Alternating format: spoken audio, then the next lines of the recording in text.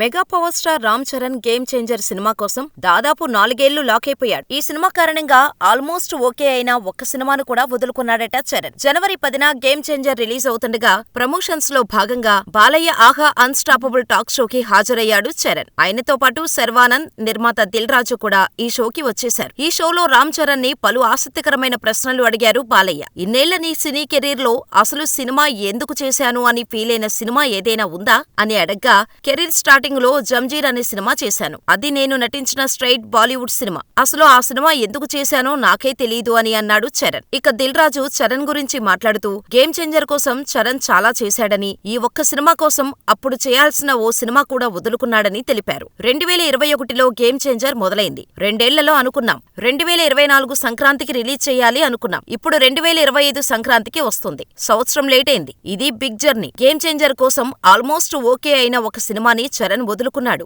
ఈ సినిమా కోసం అంత కమిటెడ్ గా ఉన్నాడు చరణ్ అని చెప్పుకొచ్చాడు దిల్ రాజు. దీంతో చరణ్ వదులుకున్న సినిమా ఏంటా అని ఆరా తీసే పనిలో ఉన్నారు అభిమానులు. వాస్తవానికైతే గౌతమ్ తిన్ననూరితో చరణ్ ఓ సినిమా చేయాల్సి ఉంది. కానీ ఎందుకో ఆగిపోయింది. బహుశా ఆ సినిమానే గేమ్ చేంజర్ కోసం చరణ్ వదులుకున్నాడా అనే టాక్ నడుస్తోంది. అలాగే కన్నడ దర్శకుడు నర్తన్, కోలీవుడ్ డైరెక్టర్ లోకేష్ కనకరాజ్తో కూడా సినిమాలు ఉంటాయని వార్తలు రాగా కుదరలేదు. దీంతో చరణ్ వదులుకున్న సినిమా ఏంటనేది ఆసక్తికరంగా మారింది.